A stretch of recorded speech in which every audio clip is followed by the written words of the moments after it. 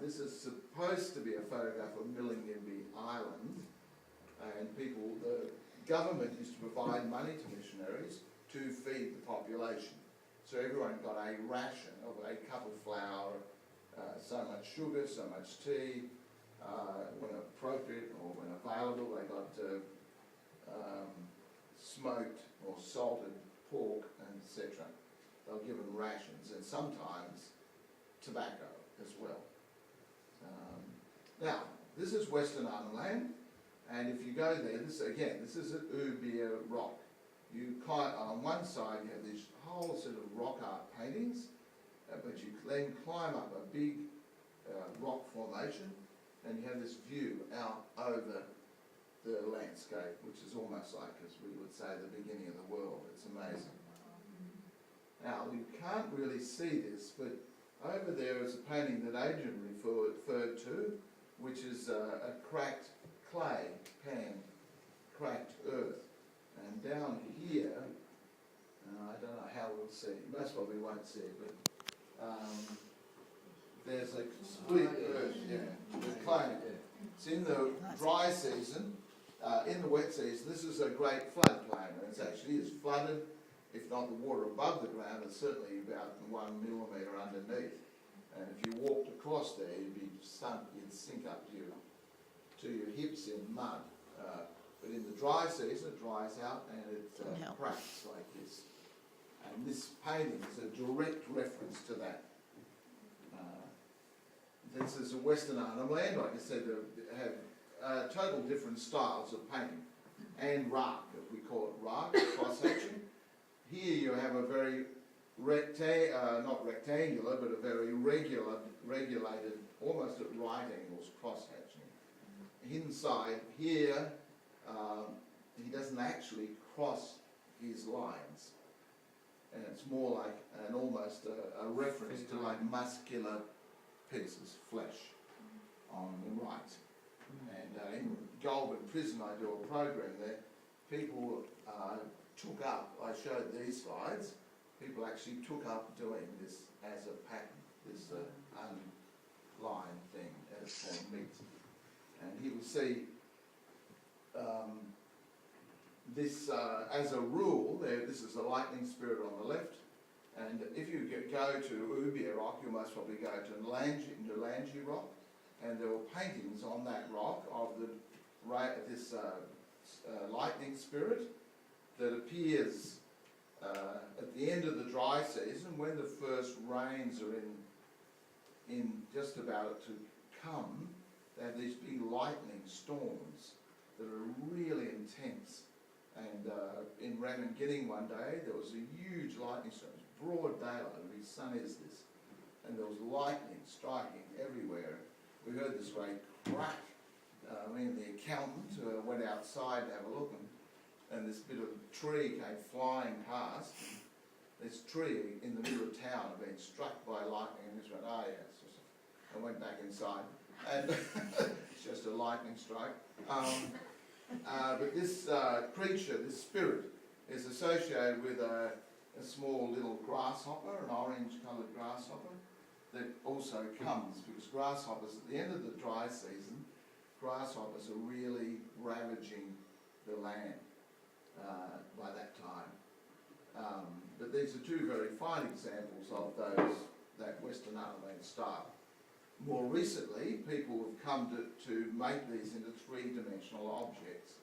These three-dimensional objects, the human frame, they mirror the tree trunk. It's like a human frame. And that's why they run that way, rather than they're cut from found materials, basically tree trunks, and then worked on. Diane Moon in the late 80s did an exhibition that went to the what used to be called the Australian Sculpture Triennial in Melbourne, and a whole series of these spirit beings, and everyone generically calls them Mimi figures, but they're not Mimi figures. They are very specific creatures from very particular sites, located in very particular places across the land. And this is that was in the Gold Coast City Art Gallery. That was part of that exhibition. This is an artist called Jardy Ashley, who's now deceased, and I use this because Charlie actually didn't really, which Adrian was talking about, priming the bark. You prime it like you do a canvas with a one tone, usually a red-brown tone usually.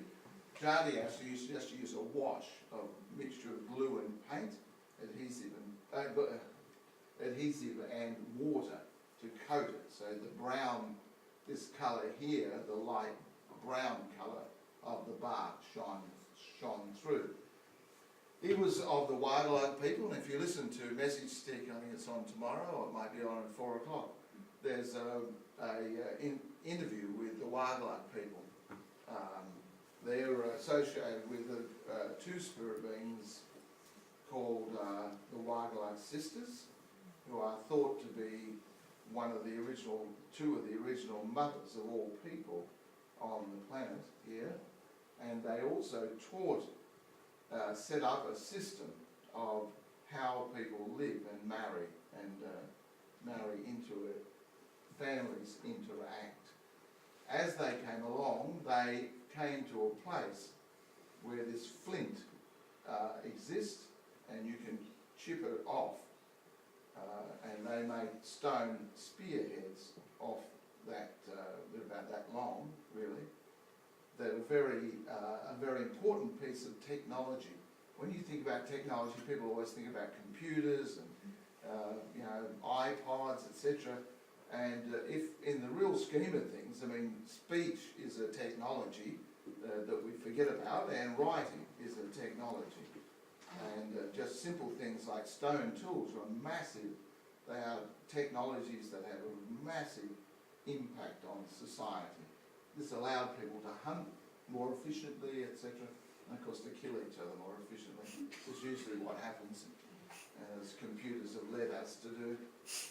Now here we see a number of styles. This is England Bundler's style of Rark, and this is a lady called Nora Bindle from around the Katherine region, and this is the Marika, what I call the Marika style of cross-hatching.